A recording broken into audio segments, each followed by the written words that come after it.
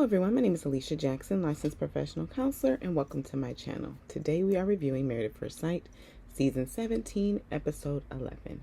Here at this channel, we do a different type of therapeutic review. We get a little curious. Instead of jumping to conclusions or coming from a place of opinions or even really looking at the person and what they may be going through. And we utilize a model, internal family systems, and we get a little curious about what methods of protection they're utilizing to really protect themselves. Why are they showing up the way they are right now? What's happening? In hopes to learn a little bit about relationships and potentially maybe even about ourselves. If you're returning, welcome back. Be sure to like the video and subscribe to the channel. Now, let's get started. First, we have Michael. Welcome back, Michael. We have him coming back as the therapists and the experts. They want to it seems like they really wanted to take accountability for what happened to him and the harm. This is a great model. This is a great modeling because what Dr. Pia said to them is very accurate, right? They made the best decision on what information they had at the time. They didn't know that this young lady was going to walk down the aisle and say, oh no, maybe not. They didn't know that. And it did happen. Okay? And that caused harm to him. They intentionally wanted to give him what he wanted. They thought they did that. And that caused harm. So they're taking accountability for something that caused him harm, even though from their view, they were doing what they thought best, right, at the time. And so that's good modeling. I really see that as good modeling for us as humans, because oftentimes we're doing things, we have good intentions, we don't think it's going to hurt someone, it does. And then when it does hurt someone, there's a resistance sometimes internally for us to take accountability because we're like, we didn't mean for that to happen. That's not our fault. And at the same time, he was harmed, right? We're even seeing with his friends and how protective they are. This caused some wounding on his end. So I really appreciate the experts for taking accountability for the hurt that was caused because of this or due to this, right? And so Michael's coming in. Dr. Pepper, she's apologized to him. And Michael stated that, he saw how vulnerable his wife-to-be was. And, seeing her in that state, that he said there was no way that he could come from a place of anger. But later when he went upstairs and kind of had a moment, he definitely did have those feelings. And he also said that, that he started to get in his head a little bit, that a part of him was like, well, maybe she saw me before. And it was like, there's no way I could do this, right? So he thought she was rejecting him because of his appearance, what he looked like. Also, he said that he went to a place where there's a part of him that was going to an existential place, using his words, where he said, okay, well, if the experts picked the person that's for me and that person didn't want me, then what does that mean, right? Then is this worth it? Is it truly an option, or is this just something that's not for me and this was what was meant to be? So he was in that space. And he's now in a space where he's saying, hey, this situation, it happened, it hurt. It's not changing how he viewed marriage, because Pastor Kyle did ask that. And they offered to see if he wanted to go through this process again. And they said yes. He said yes, he would like to go through this process again. That's a lot of courage. That's definitely a lot of courage on Michael's end, for sure. I feel, there's a part of him that really wants this. And so they asked him, okay, so now going through this, tell me what you are really looking for in a wife. And surprisingly, at least to me, his list was very small. And so I do have some wonderings around that. Someone smart, someone sweet and silly.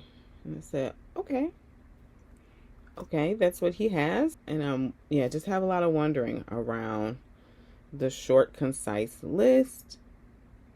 And to why there wasn't more around like commitment, making sure they're really here for the process, like all of that. Like, I'm wondering around the silence around the needs, right? The needs for what he wants and what he's looking for in a wife.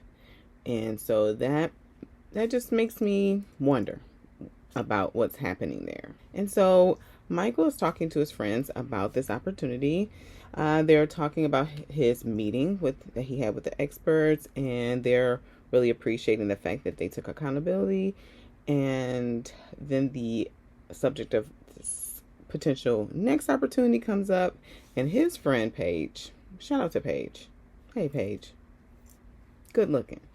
I really loved how she showed up for him. And it wasn't even like, oh, we don't doubt you as a human being. We feel like you are going to show up how you need to show up, or it's going to, who you are as a person has already been tested and true, and we know, right? And at the same time, she said, okay, so this process that these experts have, well, it didn't work out. So I've kind of lost my faith in the process that they've picked and they're utilizing to pick a person for you. And I'm wondering if anything has been changed or any shifts have been made in order to improve this, to make sure that it's going to work. It's going to work.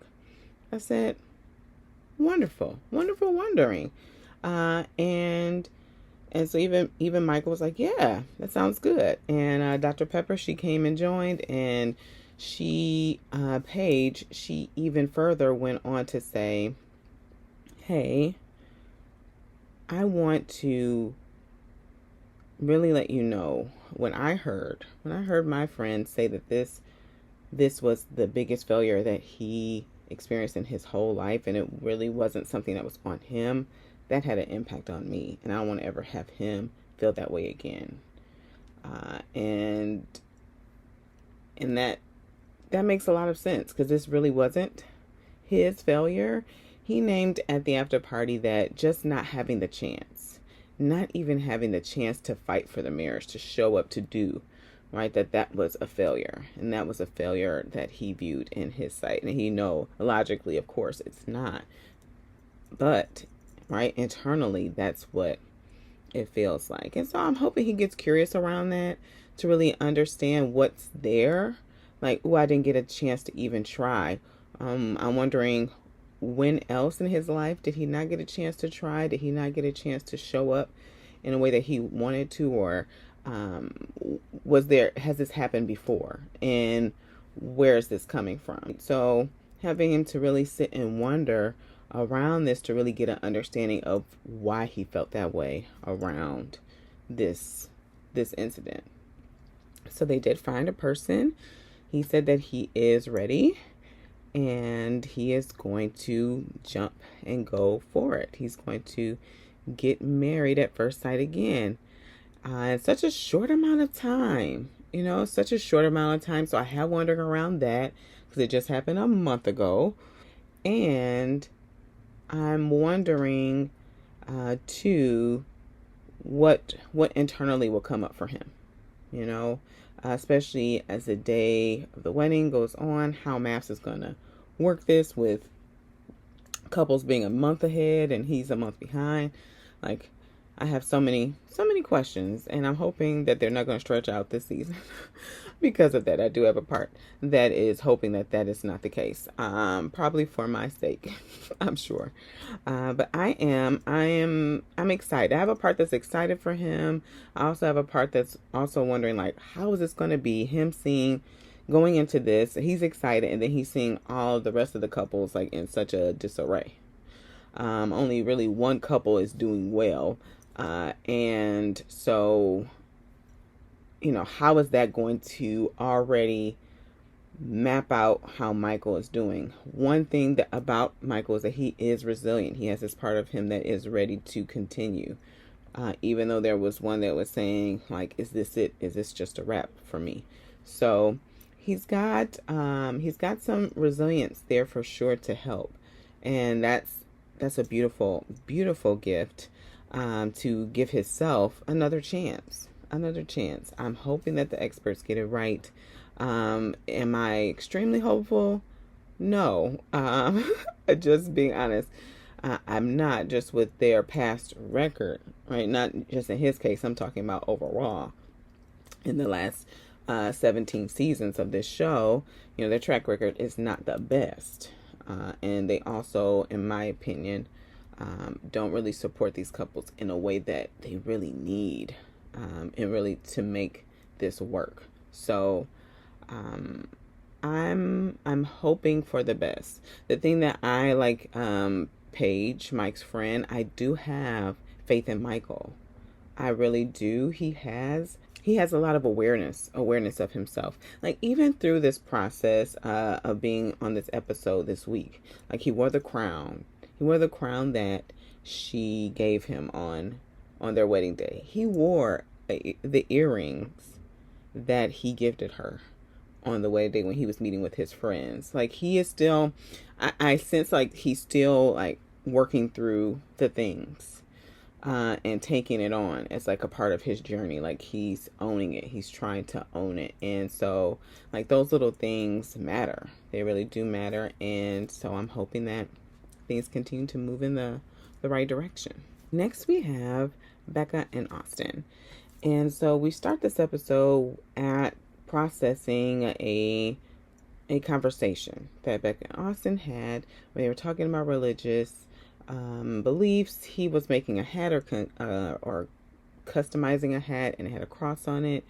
And so she had a part of her. She named this at the after party. She had a part of her that was like, well, you don't believe that I'm going to hell, right? Right. So there was a part that was testing the waters, in a joking way.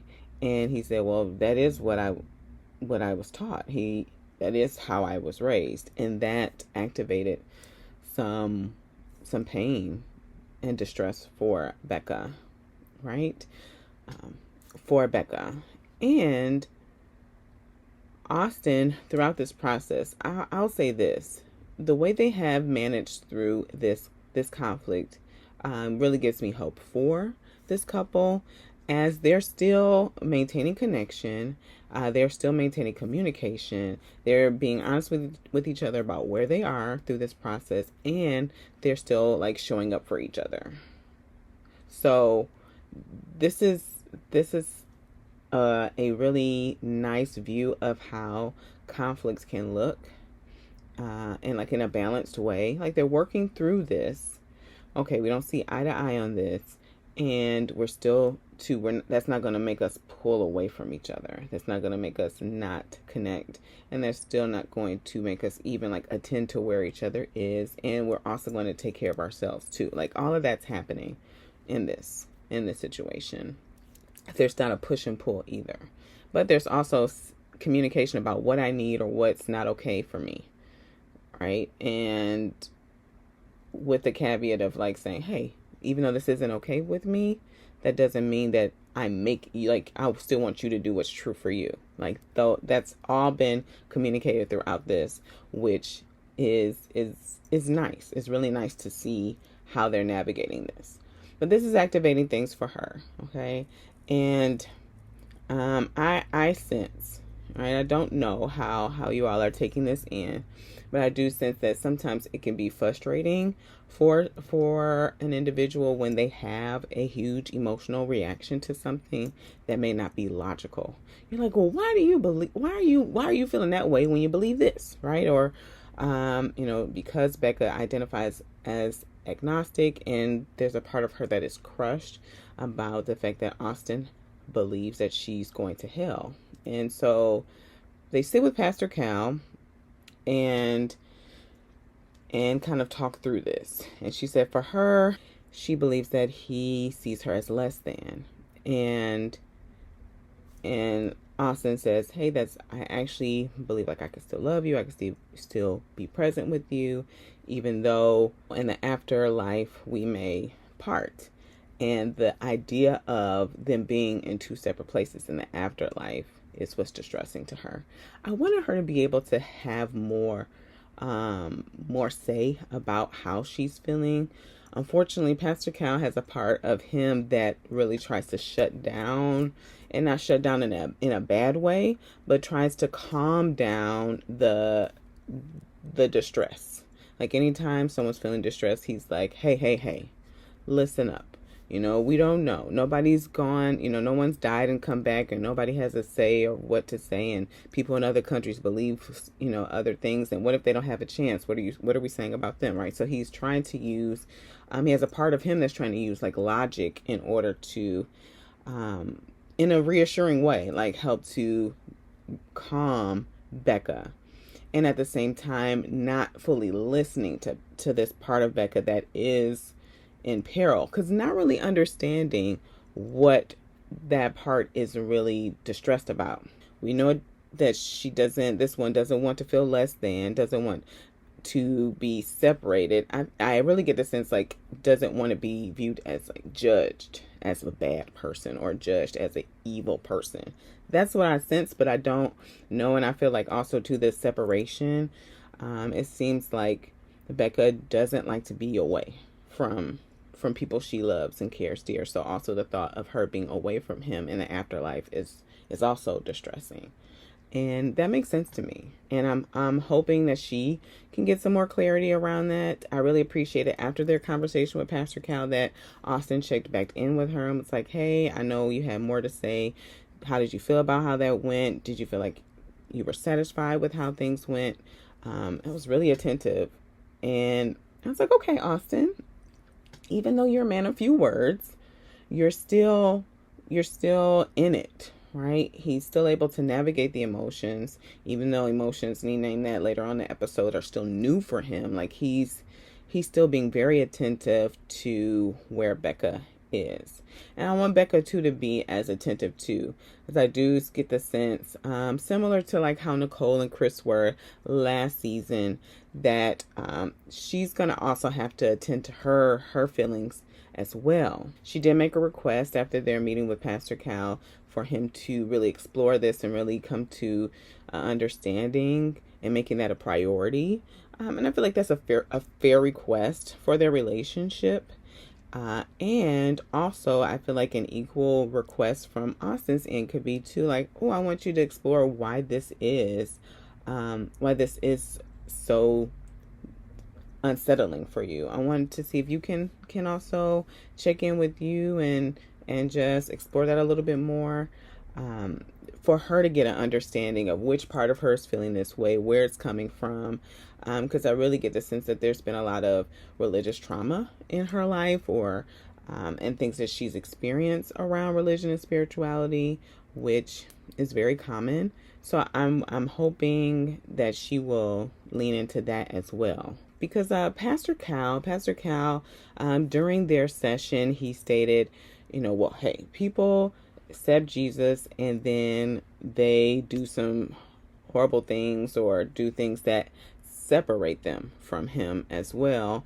And then, there are people who accept him but don't accept his principles, and his principles are like open to interpretation. And so right there's a lot there, right? It's so big, it's not black and white. And then Becca stated, well, but if he was connected, right, if you did match him with, if I was a Christian woman, and then he's like, but you're not, you're not a Christian woman. We matched you, and we matched you because you're his match, right? And so I feel like, again, and I've said this season after season, that he is fighting for the choice that he made versus trying to hear what Becca's concern was. Because I'm like, oh yeah, okay, tell me more about that. Like what do you fear? What do you fear about the fact that you're not a Christian woman, right? What does that mean? Does that mean that you aren't the person? Is that the fear, that maybe you aren't because that's what will fit or be the easiest in your view right now? Is that what you're saying? Like, I want to know more about that concern. Okay, because any concern, big or small, is there for a reason. It's not going anywhere. Our thoughts, our feelings, our beliefs, they are not always logical, which can oftentimes cause a lot of frustration for ourselves, because we're like, that doesn't even make sense. That doesn't even make sense, right? Why are we believing this? Why are we feeling this way? And at the same time, there are beliefs that we come to take in. There are feelings that we take on from our past experiences that do rise up when present day stuff is like jumping and bumping up against those things that happened previously. And so Pastor Cal stated, well, I feel like the reason why this is such a big thing for you all is because you both feel really strong, Leah, about each other. And Becca said, well, Austin did accidentally say he loved me last night because he was really tired. And he said, well, hey, that's when people are sometimes the most honest. And so she said that she loved him too. And that the reason why this is so distressing is that she really wants this to work. She wants this to work so badly. She wants it to be him. And that is, I think that at the core is such a beautiful thing to come back to in any conflict in a relationship, of saying, hey, we still want this. And that's why this is such a thing, right? This is such an important thing, because sometimes we can get into the space of just trying to be heard or trying to win, that we don't really think about the heart of the issue. Like, we want this relationship to work. So, and it seems like how they're working through this is always considering the relationship. So, as they are celebrating their 1 month anniversary, as this is that episode, and a part of me is like, oh, that already? But also excited that it is 1 month for them. That Becca stated, hey, I know when we had our talk with Pastor Cal, and he explored, what stages we are in love, and you said that, you're in that process, and, I am too.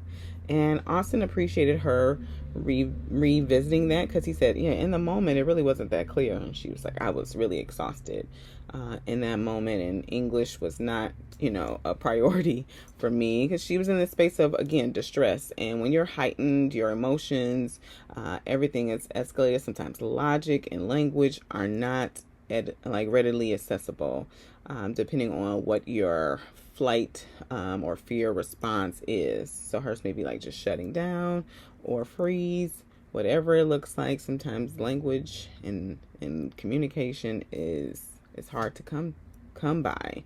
And so I'm glad that she kind of revisited that for him, so he could hear and know and get that reassurance that that's where she is as well. They did go ice skating and talked about how they both appreciate, and they also did some s'mores, but talked about how they both appreciate how they're handling this, how they have this foundation where they are able to be with each other and work through the hard stuff.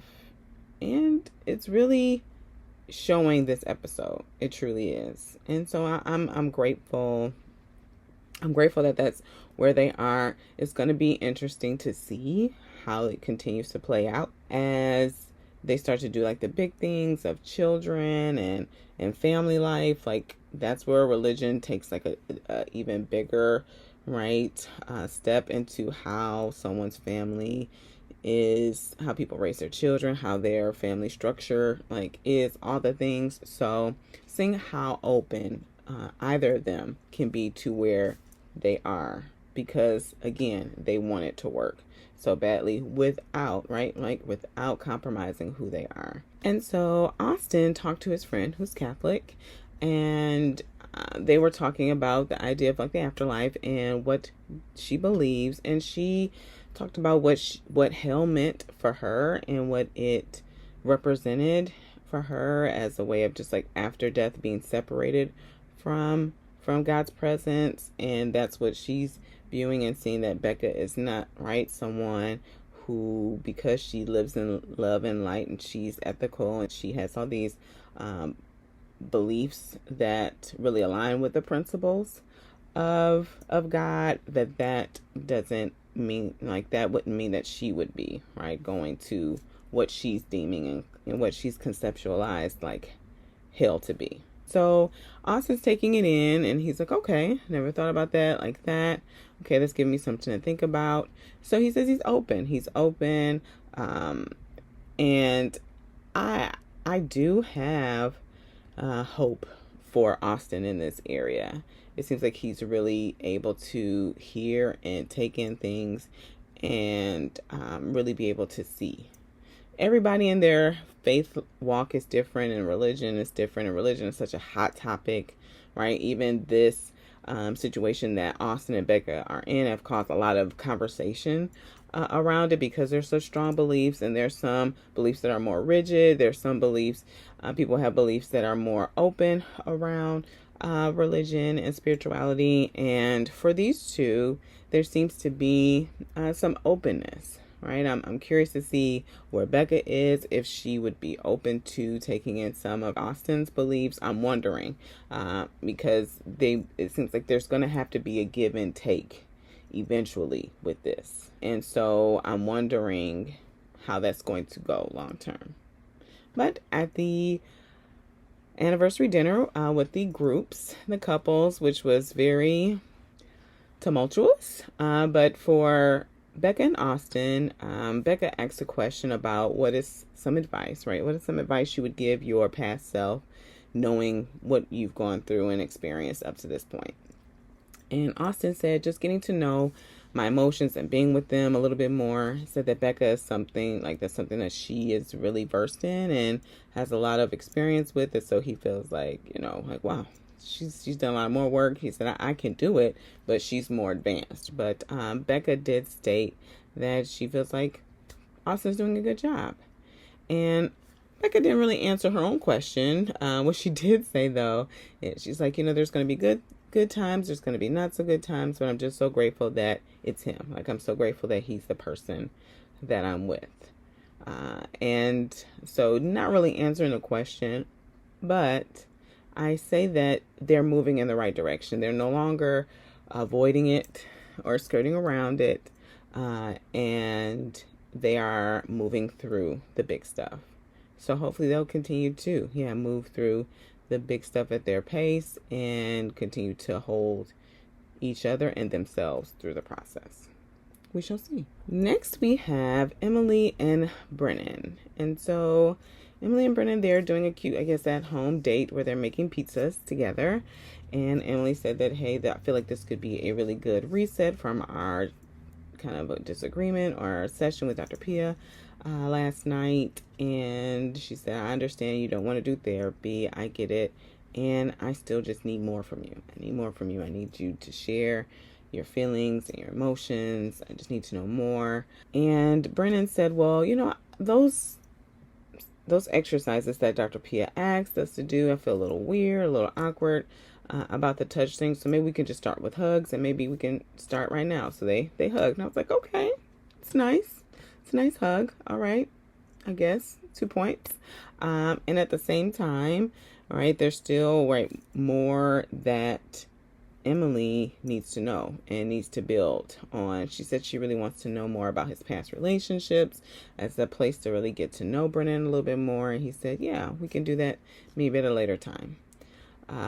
And this seems to be the theme throughout the entire episode, that Brennan is really tight-lipped. He just is. He's very tight-lipped and doesn't say a lot. He really doesn't. And so I'm wondering if he doesn't really know what to say, right? If what he has he knows isn't okay, like it's not the right answer. And so similarly to, I think I said this a few episodes ago, this was like the last episode where they were at the honeymoon, and Emily was talking with Brennan about his relationship with his parents, and he said those are the people that have made him the most mad, and he's usually not mad with anybody. And Emily said, well, your wife and your parents, like that's kind of like a close similarity, right, of a relationship. And she was factual in saying that. And so I'm thinking, right, I don't know this to be true, and I'm wondering if the language Brennan has that expresses through anger or hostility or aggression, and he doesn't have a way to say what he's feeling or speak for the part of him that's angry. And especially if he isn't very versed in his emotions, which it doesn't seem like he is, then that's going to make it even more challenging for him to really speak for himself. I'm not saying that what he's doing is okay, or that because it's such a hard time for him to communicate his feelings and emotions or identify them, then it's okay, right? That he's putting Emily through this. That is not what I'm saying at all. I'm just giving a view of like where I see where he is and how it is. At the same time, too, still very frustrating and harmful for Emily to be in this space where she's like pulling and trying and every day, like trying, let's make pizzas, let's do this, let's go work out, like let's all these activities to really try to push. I need you in communicating. I need you to do more. I need you to do more. I need you to do more. And Brennan's like, yep. And that's it. And that's what she got throughout this episode. So they are on their 1 month anniversary. They are waking up. They're in the bed together, which is good to see because they're not in separate rooms, right? So they're in the bed together and they do horseback riding. And they are on their way there. And so Emily's like, I wonder how this next month's going to feel. Like if it's going to drag by or if it's going to go by so fast, like I wonder. And Emily, again, she has this part of her that's like dropping hints, constantly dropping hints. We see it throughout the entire episode. And she says, yeah, because we have so much to talk about. And he's like, yep. And you see the anger just get ignited. Like it's just, like it's almost like a flame that is, there's like almost like a fireplace that's like in her chest. And whenever Brennan says, yep, or we're just taking it day by day, then another log gets added to the fire and it just keeps growing and growing and growing. And that's what we see throughout this episode. So I feel another log that's added to this fire is this connection he builds with his horse. I think the horse's name is Gucci. I think that's, and she sees this connection. She's like, it's encouraging to see the connection, but it's also, she said, a part of her feels like it's bizarre. She's like, oh, there's this sarcastic kind of snippy part of Emily. And we've seen this one before. And she says, hey, oh, I see you got a spark there, right? So that spark thing is like, oh, this is what happened between us. And so you are able to have a connection with another being, just a horse, not me, who's here showing up. Like I'm doing more for you than this horse is, right? I don't know if that's what she's feeling. I just know that could definitely be something that's just like making the fire, the anger, the hurt even bigger to see him making this connection. And then he says, yeah, because they're special. This horse is special. As to say, for her, I wonder if that's saying, or if there's a part of her that says, oh, so am I not special? Like, what is it? What's the difference between this horse and me? What's the difference? At minimum, right? That thought has to be wandering in Emily's mind. Like, what's the difference? What's the difference? Why are you able to make this connection with this horse, but not with me? And so they are at dinner and Emily's trying. She's trying to have the conversation about past relationships. Like, okay, was there times where you had the spark, where you felt the spark? Like, what happened? It seemed like in that moment you did feel the spark, but something happened. Do you have a sense of what happened? And then he said, our relationship is so different from our past relationships, and we're just taking it day by day. So he's giving her nothing. He's giving her nothing. He did say in the past, in his past relationships, that he did walk out. And in this situation, he's really trying to stick in it and stay. And he's also not being really honest with her. All right, we hear in the after party the reason why the spark was gone is because he heard, right, your party, or you had a lot of one night stands, hookups, all these things. So this was a deal breaker for you.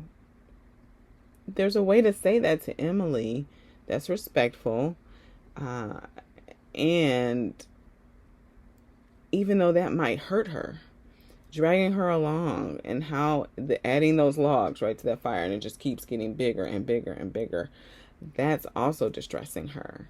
And it seems like potentially a part of him just isn't aware of that. And he feels like, well, hey, I'm sparing you from the truth. That's I'm showing up. And she's like, no, I want you to tell me the truth. And that's what's causing this huge conflict and miscommunication between these two people. Brennan said for him, he doesn't know if it was the spark that he initially felt with Emily or if it was just adrenaline. Like, I get married and it's this person, I'm supposed to feel this way, and I'm just like here and I'm excited in it, or if he really had a spark. I feel like potentially he did. And then he heard all these things because we saw it. We all saw it. How he responded to some of the things that Emily was saying. I've never been in a relationship. I spend money frivolously. These things, he was just taking them in, and there were concerns and red flags for him, but he didn't name it in the moment. And I feel like all these conversations where Emily was just being herself, being upfront and honest about where she is, became too much for Brennan, and he shut down. And I don't know if he is aware of that, if he has the language to communicate that. I wish he did in these moments, so Emily could really just, too, as Claire and Cameron, have been released from this. What are we doing? That Emily's still in this space. She's still trying to figure it out. She's trying to figure out for him and herself to save herself from this. And so during the group dinner with the other couples, Becca asks, what advice would you give your past self, right, with what you know now about the process? And Emily stated that, she knew it was going to be highs and lows, but she wasn't, prepared for the ups and downs and the roller coaster ride and all that. So just like going with the flow, going with the ride, riding the waves, and with the expectation there are going to be some lows.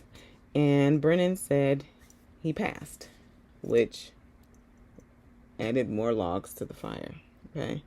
And then so Claire, after her and Cameron made their announcement, that she asked, hey, do you see a future? Right? Do you see a future in your relationship?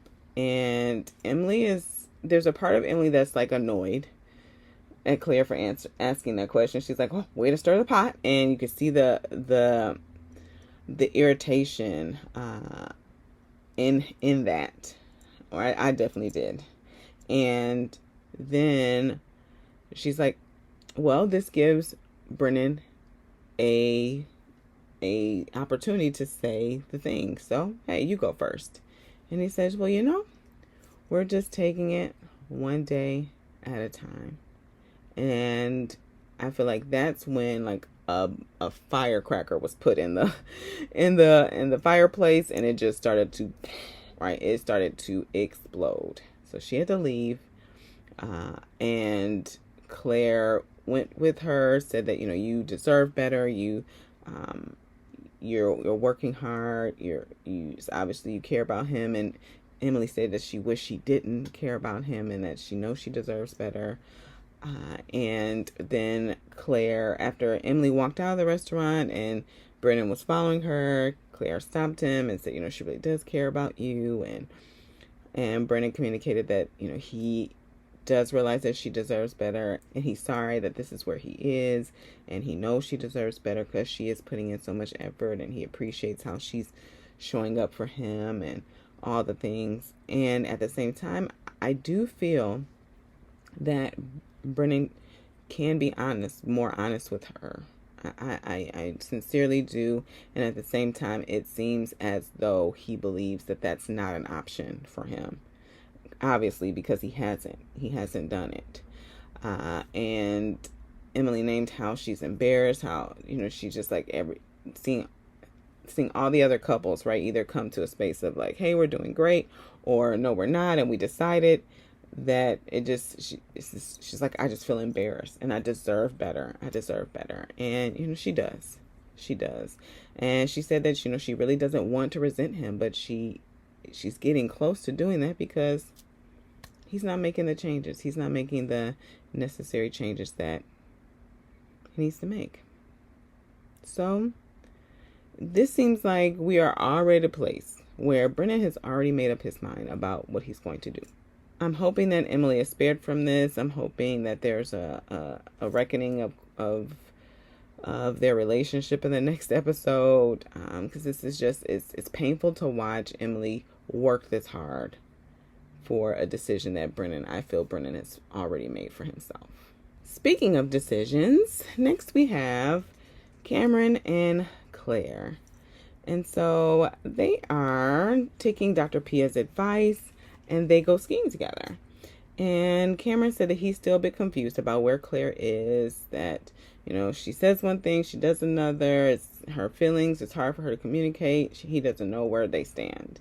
And they are trying to do some moves on the skis, but the communication and the tension, we were definitely not in that room, but you could feel it. You could just cut it with a knife. It was just, oof. She's trying to do this maneuver, and he's got a lot of heat in his tone. There's a lot of sarcasm as well. So there's a lot of hurt. There's a lot of anger. There's a lot of frustration in that. I feel like even the fact that he has to play along in this fun, because he said afterwards that, hey, okay, so we followed Dr. Pia's advice. We had fun. That fun had a lot of emphasis on it. And then he talked about how, we can't just schedule the fun, right? And Claire's trying to, you could tell she's in a place that's different than Cameron. Cameron is done. And Claire's at a space where she's still trying to make it work. And at the same time, she knows that where they are isn't where they need to be, right? Because she said, we didn't want this. We didn't want this platonic marriage. We didn't want a friendship. We wanted a romantic relationship, and that's not where we are. And so this just feels weird, feels awkward. And I imagine it does. It looked like they were not comfortable at all. And Cameron seemed to be a bit frustrated because he said, this is what I've been saying. This is what I've been saying. And Claire said, well, hey, I needed a moment to really process what Dr. Pia was, saying, and after our session to really understand what you were saying. It seems like from what I get from Claire's, just like her describing her process and how she's confused. She named two, I'm feeling things I've never felt before, and Cameron will ask me what I'm feeling, and I don't know what to say. And we've kind of named this in reviews before, that definitely her safe place is to navigate things logically. And it feels like her emotional space is a place where she doesn't really trust herself to navigate those big feelings. And so she's not aware of what she's feeling at all times, which happens. So when that does happen, taking a moment to just sit and be with the feeling to really even see if there's language or a label that can really be attached to it can be helpful. But she's not aware. She's not aware of it. And so she needs that processing time to really kind of understand where she is. Because if she's not in a logical space, it's a bit much for Claire to navigate. And so that's definitely been frustrating for Cameron, who, even though he says that he, intellectually doesn't really have the verbiage for emotions and communication, he's been pretty clear about communicating how he feels in this relationship. I've seen that. It's been a little challenging, I will say, though, especially with the after party and the things that came out last week, and then the things that Claire spoke for this week. There's definitely either some dishonesty or some huge miscommunications between them two. I feel like overall, at minimum, definitely miscommunications. I feel like Claire saying he wasn't attracted to me, and I feel like maybe even initially that, hey, Cameron says you weren't my body type, and at the same time he's still attracted to her. Those things don't have to cancel each other out, but maybe that wasn't something he communicated to her. I'm trying to make space for really what both of them are saying is their experience of each other. Claire saying that Cameron has not ever made any attempt to connect with her, and that she even made an advance to have physical intimacy, and he rejected her, which really put herself out vulnerably, on the after party. Okay? And he's saying that that Claire off camera told him not to touch her. So if both of these things are happening, then that makes so much sense why there's like all of this misunderstanding, why there's all this protection. It seems like there's so many things that aren't being said. And I saw Keisha at the after party trying to name that, but I also saw that Claire had a lot of protection around that, to the point where she wasn't wanting even Keisha to push the issue. She was like, no, that was not my experience. Like, he did not, right? So I feel like that Claire really feels rejected by Cameron, which I know this was a past wounding for her. She talked about past relationships where she was almost like hidden away from men in the past. And I know that Cameron was like really, really protecting himself against rejection. And that's what I feel really got in the way of their relationship between these two. And that's really unfortunate. On top of the differences, right? The differences were there. And could that be something that they wouldn't have been able to work through? Potentially. It didn't really give them any like fighting chance to really push through those big things like maybe Austin and Becca are trying to do. And so Cameron and Claire met with Lauren and Orion to kind of process where they are. Even in the process, that you hear two different places. It's almost like these people are in two different relationships. It's so interesting. And unfortunately, they're talking to two people who are in their own stuff. Okay? And it's not like you can't do that. However, if the two people, which are Lauren and Orion, are not aware that they're talking from their own experiences, which I feel both of them were, then they don't know that they need to maybe set that aside and just be open and hear them, right? So where Lauren is pushing Claire to continue to fight, that sounds familiar, and also to look at, ooh, if you stop, if you move, if you leave this relationship, if you're so quick to do that, then you're trying to control the situation. Well, isn't that what Dr. Pia, right, said to Orion in their session, right? So I found that like ironic that that's the advice that came up, and it's almost like she's trying to stop Claire from doing what Orion did to her. And Orion and Cameron are in a space where I see like two little ones that are like bucking against, like not feeling heard in past experiences, and not also being able to communicate for and advocate for themselves. Because I feel like two things can be true: advocating for yourself and still continuing on with the relationship or continuing to persevere can be the same. And so in the situation with Lauren and Orion, there was a way that Orion could communicate and advocate for himself even before, without just skirting away from the relationship. And similar, right, for Cameron. But Cameron tried. I will give Cameron kudos. He tried so many times. Do you want me or not? Do you want me or not? Do you want me to stay?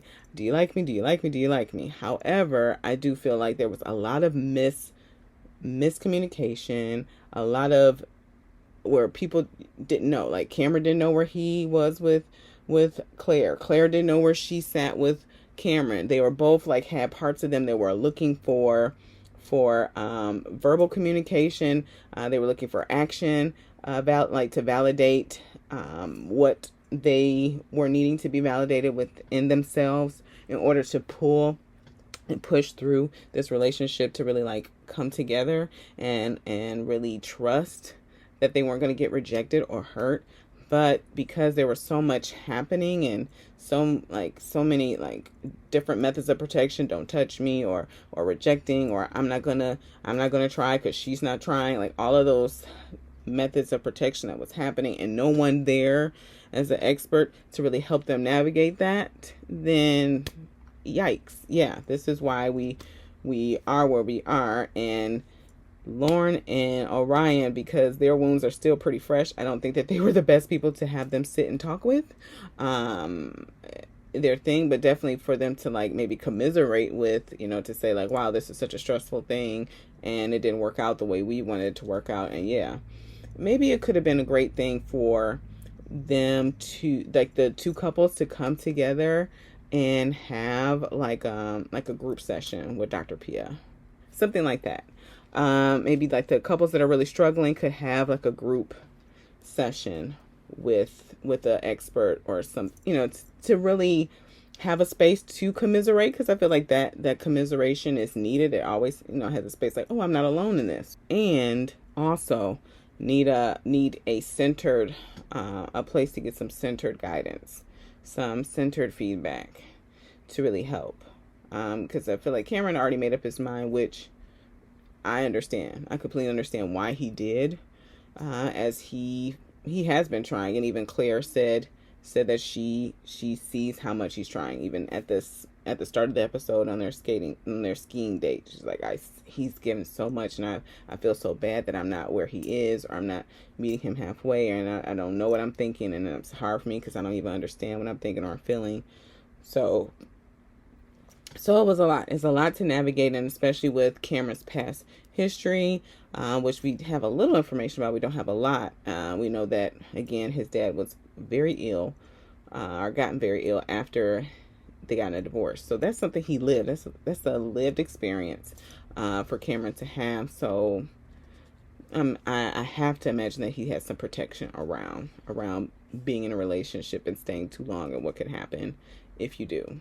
And so after his conversation with Orion, and I'm sure, it wasn't Orion's fault. I don't put it on him. He just had like an amen corner, to really validate what he was already wanting to do, which was end the relationship. He said he wasn't coming home, and that really hurt Claire a lot. She said she's understanding where he is, and she just feels frustrated. She feels frustrated that she can't meet him where he is. And so then they are at their group dinner, and this is the first time they've seen each other in a few days, and they haven't talked or anything. So it's like, what do we do? They're choosing not to celebrate their month anniversary, and so Claire's got some feels about that, of like, what's going to happen. Cameron had some time away. He joined with a friend and said he really enjoyed the fact that he had some time away. And I'm wondering, it made me wonder about couples that are like Cameron and Claire, or couples that do struggle. And I'm wondering if them being in such a bubble and not getting some time away is a part of the problem. Like, is a part of, like, sometimes when you're in a situation where you're ambivalent about a relationship, as they have been, being made to just be in it and not have a moment of an outlet, can even further, like, drive the part of you that wants to get out. And so having a space where, like, hey, I can still hang with friends, or get that's not taping, right? I could just still have a moment to decompress a little. I'm wondering, like, what benefit would that have potentially on people who go through this process and are ambivalent about their relationship, if they're given some, not space away from their spouse, but just given more space to do things, maybe connecting with friends, and given some time to, what could that do?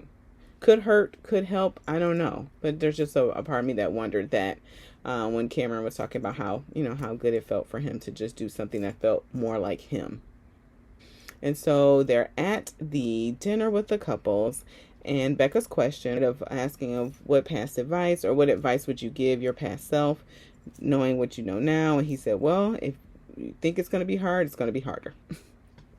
And Claire said, hey, you think you know how you're going to feel, but you really don't. It opens up so much, and marriage 100% does. It's one of the clearest pictures of yourself that you'll ever get. And you'll see parts of you that you never seen before. And it opens up so much. So definitely agree with Claire. You cannot predict how you will be in a marriage. And so Emily, because this is the the question game, I guess.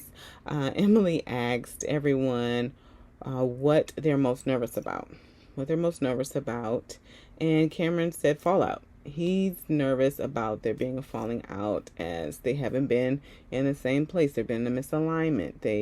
He doesn't really know, and he's hoping with time away that they'll be in the same place. And so then Brennan and Emily are like, well, hey, I mean, have you talked about it? Are you in the same place? What are your feelings? What are your feelings? And Cameron, in Cameron's, I will say, normal fashion, because I feel like sometimes he has a part of him that does things in a lighthearted way, but that's not lighthearted. It's like really anxiety provoking, because he did, I think he scared everyone at the table of saying, okay, on a count of 3, do we want a divorce? Do we want to keep trying? And Claire said, she took some time and she processed some things and reflecting, and she realizes, that they are both in the same place. And he said, well, now, right? You heard that now, like I've been fighting for this, and he has. So like it's the frustration is warranted. It's warranted. It's like hurt. It's hurt there for sure. Because Cameron, he's been showing up. He really has been showing up. And Claire, it seems like her feelings are such a interesting, like a new space for her to navigate and understand and explore. And it was hard for her to know what was what. And she even named at the after party that even her saying separation for her, it meant like, okay, we'll separate, but we'll still keep trying.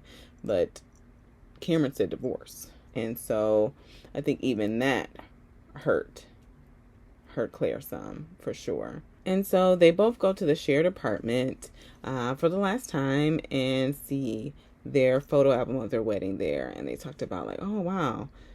All the fun and loving memories came back, which is, one of the reasons why MAFS does this. I feel like it could be really helpful for couples to like just remember why. Weddings can be really inspiring and like a fuel that reignites sometimes the love that you forget because of the fight to be right, or the fight to be heard, or the fight to be valued that happens in relationships. But Cameron says, man, I forgot how wonderful you looked that day. And I'm wondering if Claire even took that in, or if she had a part of her that was like, he's not attracted to me, so I'm not taking that in, right? Or we've already made the decision, right, to divorce. And he's like, I just remember how excited I was, and I remember how hopeful I was. And so it's heartbreaking to see these two. I know the if you remember when we first started that this was the couple that whoever was doing the poll for MAFS said that this was the couple everybody thought was going to be together and stay together, and that it's not the case. So it's unfortunate to see. I'm also at the same time grateful to see that a decision's been made, and that there's been some relief, and maybe potentially Brennan seeing this relief can really even help him speak his truth.